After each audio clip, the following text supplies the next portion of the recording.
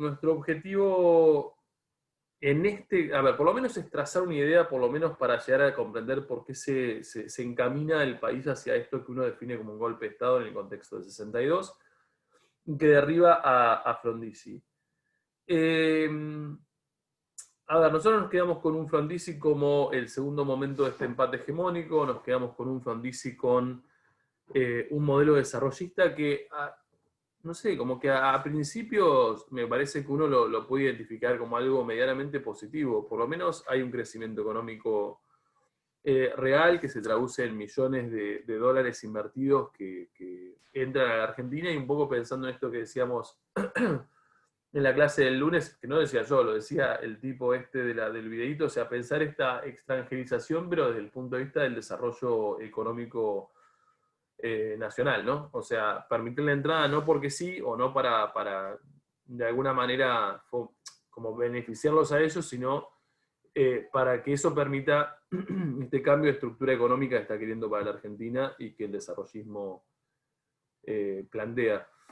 A ver, si uno piensa que de repente los primeros números económicos de Frondizi son bastante buenos, o por lo menos estaría mostrando un cierto nivel de crecimiento y de una respuesta económica más o menos favorable, lo que me interesa es cómo identificar aquellos elementos que potencialmente van a volver el gobierno de Frondizi un poco más endeble y que nos permiten comprender cómo, más allá de haber logrado una tibia modificación de la estructura económica, va a ser un tipo que igualmente va a recibir ese golpe de Estado.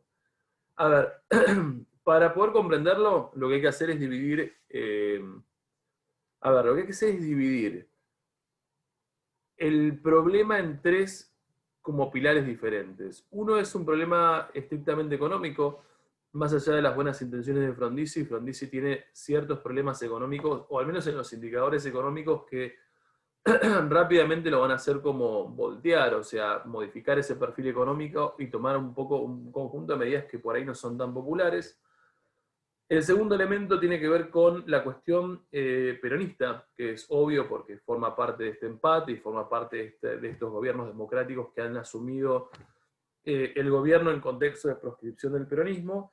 Y el otro elemento que nos va a ayudar a entender el por qué está como estrechamente articulado lo que tiene que ver con el problema comunista. ¿Estamos? O sea, siempre pensando que Frondizi es el gobierno que ve de manera contemporánea suceder la Revolución Cubana.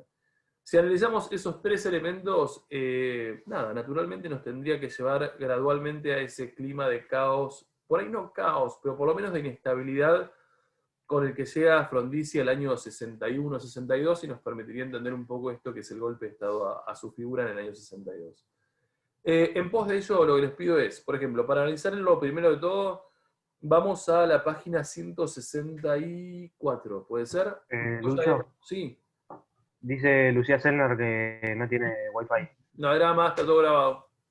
Dale. Ahí apareció. Ah, Selena, estábamos hablando de vos recién.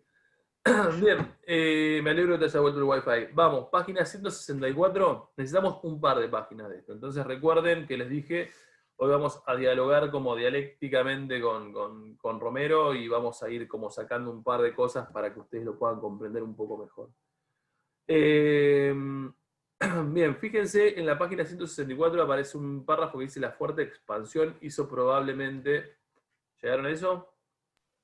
sí. Bien, abordamos el problema económico que va a tener Frondizi. Vamos, el que lo encontró y tiene ganas lo lee. La fuerte expansión hizo probablemente más intensa la crisis cíclica trienal. Las anteriores fueron las de 1952 y 1956, anunciadas a fines de 1958 por una fuerte inflación y dificultades serias en la balanza de pagos.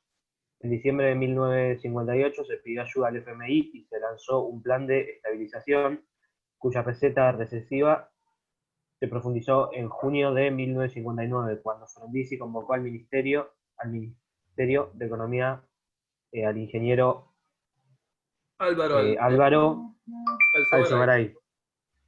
Se trataba de uno de los voceros principales de las corrientes liberales y aplicó un ortodoxo programa de devaluación, congelamiento de salarios y supresión de controles y regulaciones estatales cuyas consecuencias fueron una fuerte pérdida de los ingresos de los trabajadores y una desocupación generalizada. Esta segunda política liberal y ortodoxa era contradictoria con la desarrollista inicial, que se filiaba en las propuestas estructuralistas, pero en cierto modo complementaba y reforzaba sus efectos. Sin embargo, su adopción marcó el final de la ilusión integracionista y puso en evidencia la necesidad de enfrentar el obstáculo sindical. Bien, me interesa acá. Si bien uno entiende a Frondizi como desarrollista, y la realidad es que él discursivamente se posicionó como desarrollista siempre, o al menos durante el momento que le tocó gobernar, lo cierto es que dice inmediatamente cuando arranca el párrafo, dice, la fuerte expansión hizo probablemente más inmensa la crisis cíclica trienal, las anteriores, bla, bla, bla. Dice, una fuerte inflación y dificultades serias en la balanza de pagos. A ver, el modelo desarrollista necesita por momentos que obviamente uno compre, o sea, como Estado, si se impone o... A ver, lo que requiere es como un nivel grande de gasto, sobre todo en aquellos sectores económicos donde por ahí sí el Estado quiere como volverse como el empuje de ese proceso de industrialización, y como consecuencia de eso lo que se da es una crisis balanza de pagos. Básicamente es un Estado que siempre se va a ver, que es como medio el problema endémico de la Argentina, es como básicamente consumir más de los recursos de los que tenés. Como consecuencia de eso, ya en un 1959, o sea, pasó un año y medio del gobierno de Frondizi, y el tipo modifica su ministro de Economía y aparece Alzogaray. Alzogaray es un liberal, ¿estamos? Es un liberal, pero al estilo liberal, revolución libertadora. Entonces ahí es lo que uno va viendo como estos cambios, estas idas y vueltas a nivel modelo económico. Como consecuencia de la llegada de este ministro liberal, dice, aplicó un programa ortodoxo de devaluación, congelamiento de salarios y supresión de controles y regulaciones estatales, cuyas consecuencias fueron una fuerte pérdida de los ingresos de los trabajadores y una desocupación generalizada. A ver, ¿es tan económicamente beneficioso Frondizi durante el momento que le toca gobernar? O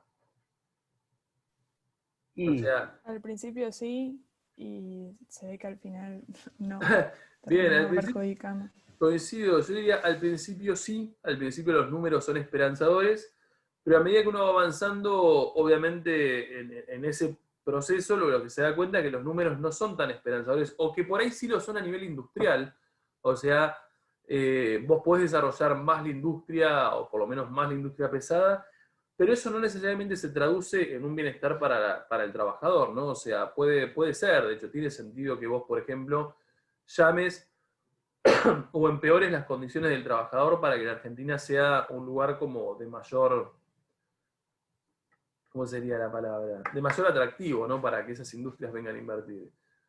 Ahora, claramente lo que a mí me interesa que ustedes vean es muy claro que los trabajadores argentinos van a empezar progresivamente a no desconfiar de Frondizi, porque convengamos que no confiaban en él, lo votaron porque Perón se los dijo, pero por lo menos van a empezar a vislumbrar en Frondizi un personaje que por ahí va incluso hasta en contra de sus propios intereses de clase. Fíjense cómo sigue, dice el plan de estabilización. ¿Seguís vos, Balba, te animás o cualquier otro? Digo, son bienvenidos a leer. bueno, Dale. el plan de estabilización puso fin a una precaria convivencia entre el gobierno y los sindicatos peronistas que hasta entonces habían apreciado medidas gubernamentales como el fin de las proscripciones y sobre todo la ley de asociaciones profesionales que establecía el sindicato único y el descuento por planilla. Pero los efectos de la política de estabilización y la dureza con la que el gobierno reprimió las protestas a partir de la huelga del frigorífico Lisandro de la Torre de enero de 1959 pusieron a los sindicatos en pie de guerra. Las huelgas se intensificaron en los meses siguientes y luego recrudeció el sabotaje. El gobierno respondió interviniendo los sindicatos y empleando al ejército para reprimir, según lo establecía el plan Conintes, por moción interna del Estado, al tiempo que los empresarios, aprovechando la recesión, despedían a los cuadros más combativos de cada planta. Bien, ¿qué está diciendo? Sintetizamos este párrafo. ¿Qué es lo que nos dice respecto de la relación sindicato-gobierno? Sindicatos. Y que no era tan buena y que empezaron a haber huelgas. Bien, no, que no eran tan buenas y que, a ver, que no eran tan buenas y empezaron a haber huelgas. Pensemos que estamos en 1959, pensemos que los sindicatos están esperando un montón de cosas que Frondizi le ha prometido a Perón en ese pacto Perón-Frondizi que no está cumpliendo y que no hay como vista, a ver, a futuro en el horizonte no hay vistas de que lo vaya a cumplir. Entonces, naturalmente, empiezan como a generarse ciertas rispideces entre los sectores bajos o trabajadores de la Argentina y este gobierno que claramente, no sé, a mí cuando uno lo mira como en perspectiva, no está claramente beneficiando a los sectores trabajadores. O sea, está pensando en otro tipo de modelo de país, por más que se acerque a algunas cosas del peronismo. A ver, con estos dos párrafos lo que nos tiene que quedar claro es que económicamente no es tan estable como uno lo piensa, y obviamente esa inestabilidad a nivel económico se traduce en un montón de casos en ciertas movilizaciones obreras y cierta conflictividad y cierto choque de estas estructuras sindicales contra la figura de Frondizi. En paralelo, por ejemplo, me interesa que ustedes vayan a, por ejemplo, la página... Un segundo, no sé si es 165, sí, a la página que le sigue.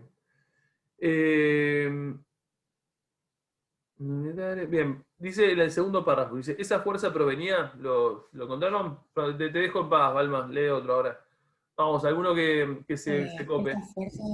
Esa fuerza provenía de la persistencia de un problema político pensado e insoluble, la proscripción peronista, pero sobre todo del fuerte hostigamiento que el gobierno sufría a manos de los militares.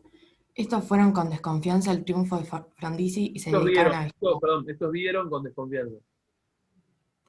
Estos vieron con desconfianza el triunfo de Frondizi y se dedicaron a vigilarlo, y en particular a controlar sus relaciones con los peronistas. Se dividieron según sus diferentes opiniones acerca de cuánto debía haber de respeto a las instituciones constitucionales y cuánto de presión corporativa que tomaba la forma de planteo al presidente para que se adoptara determinada medida. La Marina fue más homogénea en su rechazo a la política presidencial, pero en el ejército dominó un faccionalismo creciente que amplificaba las divisiones anteriores. El gobierno intentó alentar en el ejército una tendencia que lo apoyara, pero cuando el conflicto estallaba fue incapaz de sostener a sus eventuales partidarios. A lo largo de los casi 4 años de su presidencia, Frondizi soportó 32 planteos militares, algunos para exigir cambios en su línea política y otros destinados a ganar terreno en la propia institución. Punto. Me interesa que esto último nos lee Grimaldi. A lo largo de los casi 4 años de su presidencia, Frondizi soportó 32 planteos militares. ¿Qué serían planteos militares? Y me suena a, no sé, una amenaza de golpe. Por ahí no es una amenaza, o sea, por ahí no se traduce en un, che, vengo a presionarte porque si no te golpeo, pero de repente es muy loco pensar que vos sos el presidente y que tenés en 4 años 32 veces una pseudo reunión que por ahí ni siquiera la pedís vos, la piden ellos. Y que se te sienta los grandes jerarcas de estas Fuerzas Armadas y te dicen, che, esto que estás haciendo está mal. Y vos decís, pero loco, yo soy el presidente. En realidad el planteo es al revés, yo soy el que los lidero y como presidente yo soy el tipo que está por encima de ustedes que me vienen a hacer este planteo. A ver, si uno se pone a pensar, esto por ahí no lo dijimos, digo, pero a ver, desde el momento uno sabe que Frondizi es un tipo que genera ciertas sospechas en el ejército. ¿Estamos? Frondizi tiene un pasado de militancia socialista, comunista, no sé cuál de los dos, pero ha tenido como una juventud un poco más idealista, y eso el ejército lo tiene claro. Segundo elemento que genera cierta desconfianza. ¿Cuál es el otro elemento que genera una desconfianza enorme? ¿Cuál les parece que puede ser? Que haya arreglado con Perón, o sea, Y que el pacto sea secreto, o sea, que en realidad vos te hayas enterado posteriormente que hubo un coqueteo con Perón, producto de, obviamente, intentar llegar a la presidencia, y en realidad estás coqueteando con el tipo que está en el exilio y que vos mismo, golpe de Estado con las Fuerzas Armadas, ha impulsado ese golpe para derribar a Perón. Quiere decir que cuando el pacto secreto se vuelva un poco menos secreto y se haga un poco más público, obviamente que las Fuerzas Armadas van a estar siempre mirando con cierta desconfianza la figura de un Frondizi, que de repente no es lo antiperonista, o por lo menos no es lo anti que buscaría el ejército que sea, básicamente. Esos 32 planteos militares, un poco lo que nos llevan es a pensar a un gobierno democrático, pero que un poco tiene como la respiración ahí muy cerquita de las Fuerzas Armadas, que la están como digitando lo que debería ser, ¿no? O sea, lo que debería ser, o si las cosas las hace bien o mal. Después dice en la página 166, que por ahí sí está bueno que ustedes lo identifiquen esto y lo marquen bastante bien. Fíjense, otro, dale, Grimaldi, hacelo vos también, para hacerlo descansar a Balmán. Dice las tendencias, a nivel arranca, las tendencias pretorianas. ¿Qué página? 166. Sí, la que le sigue. Sí. Las tendencias pretorianas de las Fuerzas Armadas terminaron de cristalizar con la Revolución Cubana. El triunfo de Fidel Castro de 1959 había sido celebrado por demócratas y liberales, pero hacia 1960 su acercamiento al bloque socialista dividió profundamente las aguas. Las izquierdas, vacilantes ante la cuestión del peronismo, encontraron en el apoyo a la algo lejana experiencia cubana un campo de coincidencias propicio. A principios de 1961, el socialista Alfredo Palacios ganó una banca de senador en la capital, lo que polarizó las fuerzas progresistas y de izquierda. El anticomunismo, en cambio, prendió fuertemente en la derecha, en el liberalismo antiperonista y también en la Iglesia. América Latina y la Argentina entraban en el mundo de la Guerra Fría, y los militares, duramente interpelados por sus colegas estadounidenses, asumieron con decisión una postura anticomunista que, so pretexto de la seguridad interior, venía a legitimar el El pretorianismo. Pretorianismo es como el- ponerse por encima de, o sea, como convertirse en el garante de esa democracia en este caso. Sí. Los militares asociaron con el comunismo tanto al peronismo como al grupo que orientaba a Rogelio Frigerio o a los estudiantes universitarios. En momentos en que Estados Unidos empezaba a reclamar alineamiento de solidaridad contra Cuba, los militares encontraron otro espacio para presionar a Frondizi. El presidente, que había adherido con entusiasmo a las consignas de la Alianza para el Progreso del presidente Kennedy, era reacio a condenar a Cuba, así como a perder cierta libertad de maniobra internacional que le brindaba la existencia de una alternativa socialista en el continente. Algunos tibios gestos de independencia horrorizaron a los militares y al frente antiperonista y anticomunista. El acuerdo con el sospechoso presidente brasileño Jânio Quadros en abril de 1961, su entrevista en agosto de ese año con Ernesto Guevara, a la sazón ministro de Industrias de Cuba, y sobre todo la abstención argentina en la Conferencia de Cancilleres de Punta del Este, que expulsó a Cuba del sistema interamericano. Punto. El hecho de... No importa lo que sigue. Pregunta, acá. ¿Qué es lo que empieza a ser un problema a ojos de las Fuerzas Armadas respecto del gobierno de Frondizi? ¿Qué es lo que empieza a preocupar? Más allá de que económicamente las cosas ya no van del todo bien, que eso se traduce en mayor movilización social de trabajadores. ¿Qué pasa a nivel internacional? ¿Y por qué eso es importante para entender la suerte de Frondizi? Nada, que hay una experiencia socialista, digamos, en América Latina. Coincido con la experiencia cubana, que sabemos que es en el 59.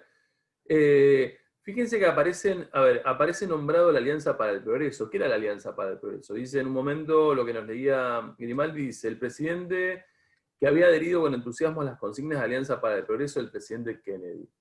¿Qué era la Alianza para el Progreso?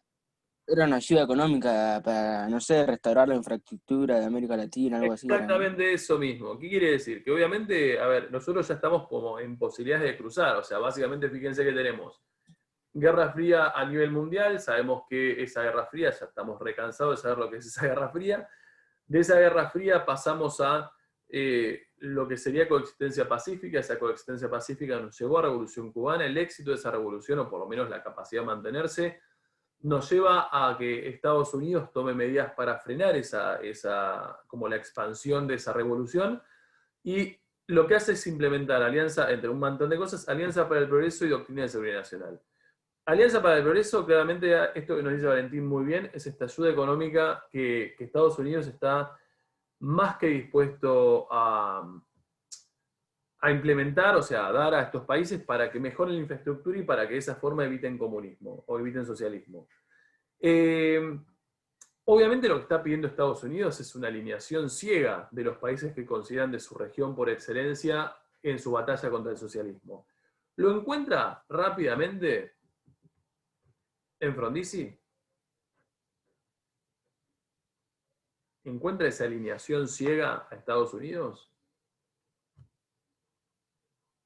Y sí, ¿Sí? ¿puedes repetir la pregunta, por favor? Sí. Yo creo que no. Igual la Un poco. respuesta va a ser no ahora, pero la pregunta es que lo razonen ustedes. A ver, el tipo este acepta muy felizmente la plata, porque tenés que ser un poco gil para no aceptar la plata de la Alianza para el Progreso. Pero más allá de que acepte esa plata, la pregunta es si la Argentina de Frondizi se alinea ciegamente a Estados Unidos. Y no porque termina ganando un senador de la izquierda, ¿no? No sé si esa es la explicación. Fíjense que un poquito más abajo de lo que leímos recién dice: algunos tibios gestos de independencia horrorizaron a los militares y al frente antiperonista y anticomunista. A ver, ¿qué son tibios gestos de independencia? ¿A qué les suena? Como O sea que, levantamientos así socialistas. No, bajo ningún punto de vista es eso. ¿Qué son tibios gestos de independencia? Pensémoslo a nivel Guerra Fría, dominación de Estados Unidos sobre la región. ¿Qué son tibios gestos de independencia? ¿De independencia? capaz se refiere a eso de que Argentina se mantenía neutral, ¿no? Ahí ¿Va por está. ahí? Ahí está. Fíjense que inmediatamente después dice: el acuerdo con el sospechoso presidente brasileño Quadros. Cuando uno busca Quadros, porque yo también lo tuve que buscar, porque no tengo una gran historia sobre Brasil, y cuando uno mira, bueno, igual es un poquito anterior, ¿no? Digo, pero cuando uno mira a Quadros, que se me fue, pero bueno, dice algo parecido y se me fue y no lo voy a estar buscando. Básicamente Quadros es un tipo como bastante parecido a lo que sería el Estado benefactor, básicamente. Es un tipo que sigue más o menos la línea de quién es Vargas en Brasil, que es básicamente el Perón de ellos. Así que básicamente lo que te dice acá es: el presidente tiene un acuerdo sospechosos con un presidente de un perfil peronista hacia 1961, eso obviamente para el que es antiperonista le parece algo terrible. Después dice: su entrevista en agosto de ese año con Ernesto Guevara. ¿Quién es Ernesto Guevara? ¿Quién es Ernesto? Y debe ser algo del Che Che, ¿no? Guevara. Es el Che. ¿Cómo es Ah, algo del Che? Es el Che Guevara. Ernesto Guevara es el Che Guevara. no lo tenía como Ernesto, perdón. Bien, ya lo aprendiste. A ver, su entrevista de ese año con el Che Guevara, obviamente uno sabe que el Che Guevara es todo lo que uno sabe de foquismo y demás, digo, pero el Che Guevara, una vez que la revolución cubana se instala, él tiene un par de años con cargo público. Entonces obviamente ese cargo público, creo que acá lo dice, dice a la sazón ministro de Industrias de Cuba, o sea, es el ministro de Industria de Cuba, y lo que él hace es reunirse con el Che Guevara para básicamente es una reunión que al principio también es secreta y después sale a la luz. Y después dice: sobre todo la abstención argentina en la conferencia de cancilleres de Punta del Este, que expulsó a Cuba del sistema interamericano. Obviamente, ¿quién propicia la expulsión de Cuba? ¿Quién está detrás de la expulsión? Estados Unidos. Estados Unidos. Estados Unidos. Muchachos, expulsen a Cuba como consecuencia de que se volvió socialista. Lo sacamos de la OEA, lo sacamos de la ONU, lo sacamos de todas las organizaciones, en este caso de Estados interamericanos. Cuando votan, ¿qué encontramos en Argentina?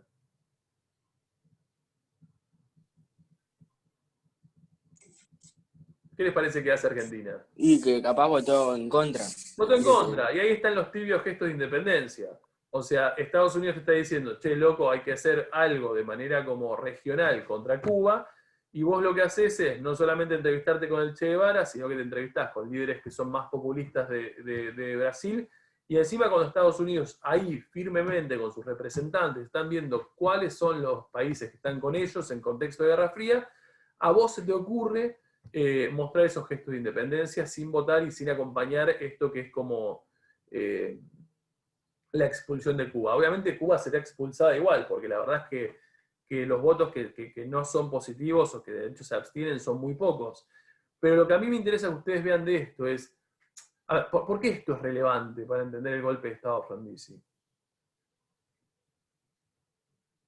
Y porque los militares, o sea, no querían, o sea, si Argentina no estaba haciendo lo que Estados Unidos ordenaba, era obvio que iban a ir a golpear porque querían seguir con lo que Estados Unidos decía. Bien, porque los militares, es verdad, los militares son tipos mucho más leales en este contexto, ¿no? A este panorama como un poco más internacional. Y los militares han recibido, como consecuencia de la doctrina de seguridad nacional, la función de como salvaguardar el continente del comunismo. O sea, no sé si alguien recuerda, así como recordó Valentín muy bien recién, ¿recuerda alguien lo que era la doctrina de seguridad nacional? Porque la necesitamos ahora. ¿Qué era la doctrina de seguridad nacional? Era como que Estados Unidos le daba como el poder a un ejército que ante a un peligro comunista le da el poder como para hacer un golpe de Estado. Bien, gracias, Valentín, hoy estás a full. Sí, coincido con Valentín. Doctrina de seguridad nacional era la otra medida que era, bueno, a ver, todas las fuerzas militares, como Estados Unidos entiende que América es muy grande, no puede estar al frente de todo el continente americano para intentar ver cómo evitamos el comunismo y la expansión de esta ideología, lo que hace es básicamente otorgarle a las Fuerzas Armadas de cada uno de los países latinoamericanos la responsabilidad de luchar contra ese socialismo. O sea, básicamente si ellos ven amenaza socialista, en realidad deberían ser piolas y deberían activar, derribando, si es necesario, el gobierno de turno, para frenar ese avance socialista. Y cuando uno mira, a ver, obviamente si uno piensa en Frondizi, ¿hay realmente una amenaza socialista en Argentina? Y la verdad que no. Pero sí es verdad que Frondizi tiene un montón de coqueteos con el socialismo, o por lo menos no coqueteos porque le guste, sino simplemente coqueteos en el sentido de no condena lo que está pasando. Y en ese sentido va generando en las Fuerzas Armadas un clima como de desesperación. Está comenzando como Y a desconfianza, ¿no? tal cual. Es un Frondizi que empezó con desconfianza por su pasado socialista, que siguió con desconfianza por el modo en que llegó de manera secreta al poder. Obviamente es un Frondizi que tiene demasiados elementos como para generar cierto malestar en las Fuerzas Armadas, ¿no? A eso habría que agregarle, que no sé si vamos a llegar, pero podemos intentarlo, lo que tiene que ver con la cuestión peronista. O sea, básicamente, si logró no resolver la cuestión peronista. Fíjense que inmediatamente después de ese párrafo largo que nos leyó Grimaldi, dice, por entonces, arranca un nuevo párrafo. ¿Quién puede leer? Que no sea ni Grimaldi ni Baldman.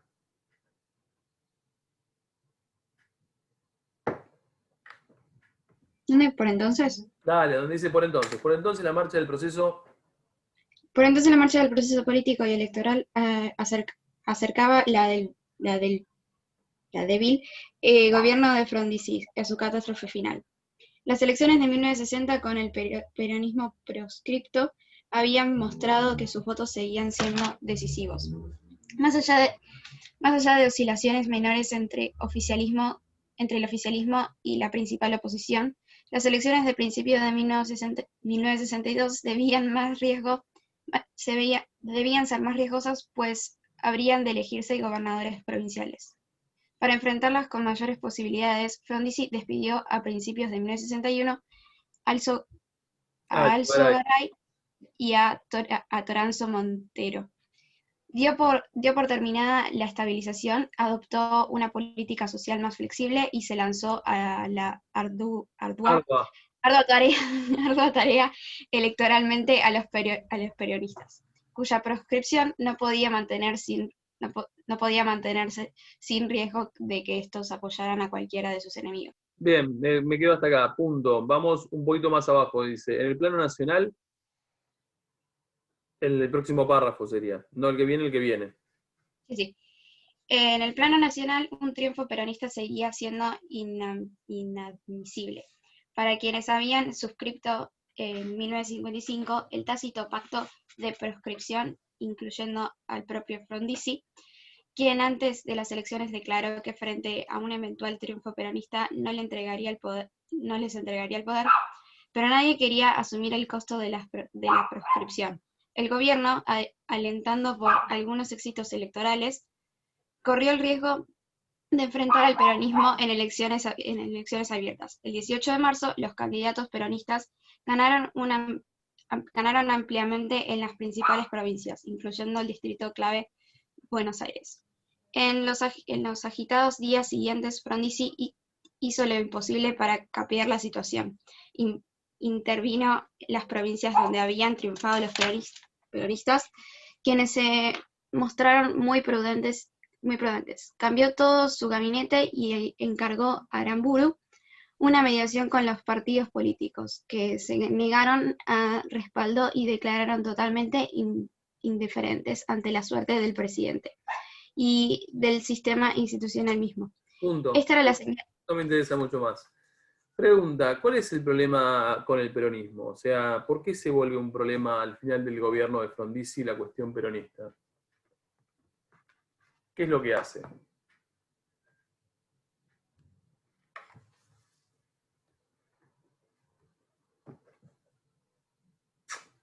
Silencio. ¿Qué es lo que hace Frondizi?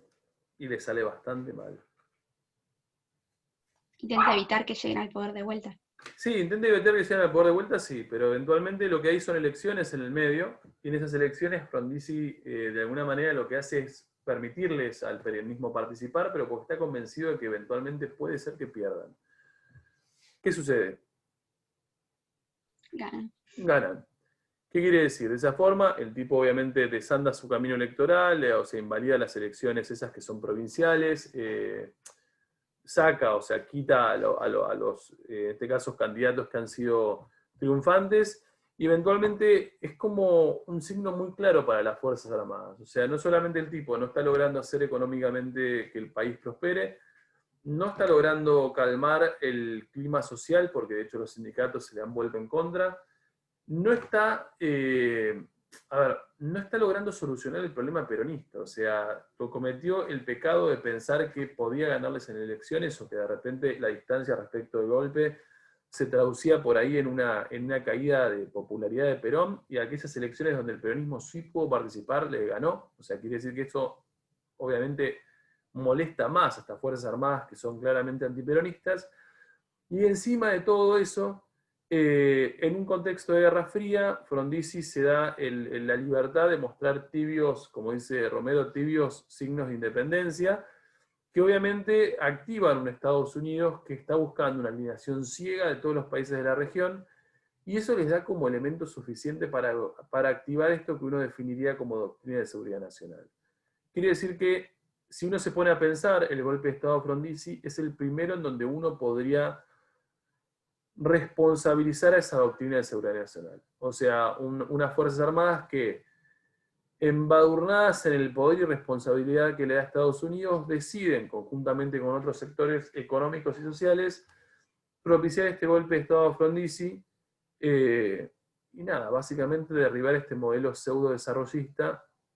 Obviamente un poco jugando con el concepto de empate, sabemos que este golpe de Estado tiene por detrás también a sectores liberales, que son los opuestos económicamente a Frondizi, tienen sectores más de Estado benefactor o de mercado interno, que también son opuestos a Frondizi, y ahí jugamos un poco de vuelta con la concepción de empate hegemónico. O sea, se suceden diferentes modelos económicos, no tienen la fortaleza para mantenerse, el desarrollismo no lo tuvo, pero sin embargo al momento de servir como obstáculo para obstaculizar al modelo alternativo, veremos en el golpe de Estado a Frondizi tipos que provienen de los otros modelos alternativos, porque obviamente lo que quieren sacarse de encima es ese desarrollismo de Frondizi. ¿Se entendió?